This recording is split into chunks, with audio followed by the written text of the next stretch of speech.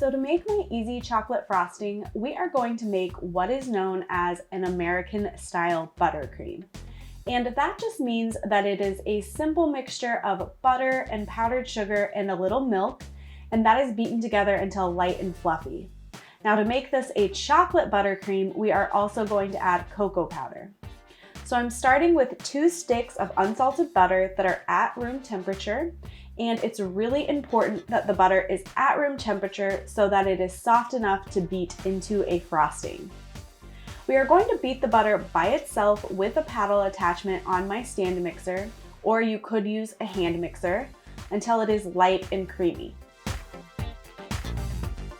Next, I'm adding a ½ teaspoon of salt to help balance the sweetness, along with 2 teaspoons of vanilla extract. Now, I like to start with about a ½ cup of cocoa powder and adjust it later to add more if I want it to be more chocolatey. Next, we are going to add the powdered sugar. Make sure you are lightly spooning the powdered sugar into your measuring cup without packing it down, and then level it off. I'm going to start with about 1 cup, and then we will add more as we mix. We will end up adding about 3 cups of powdered sugar into the mixture, but it's important to note that with buttercream, you can taste as you go and add more sugar to get to your desired sweetness and consistency. As you mix, add a little bit of milk, about a tablespoon at a time, to help the mixture come together. I usually end up adding about 1/4 cup of milk. Beat on high speed for about 5 minutes, scraping down the bowl and adding the rest of the sugar gradually.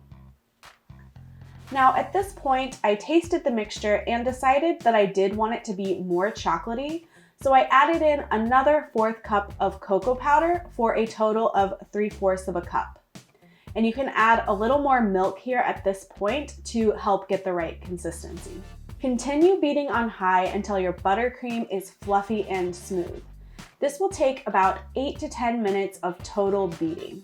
And one of the reasons American buttercream gets such a bad reputation is that it is often not beaten for long enough.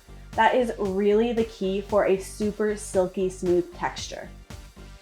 This buttercream works so well for piping on cupcakes or filling a layer cake, and it is absolutely the perfect pair for my classic chocolate sheet cake.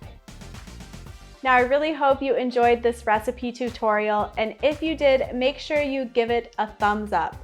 And I'm always happy to answer your questions, so you can leave those down in the comments section. And if you aren't already subscribed, hit that subscription button and ring the notification bell so you never miss a video. You can follow me at Baker Betty on Instagram and on Facebook, and I'll be back right here next week with another recipe tutorial. I'll see you guys then.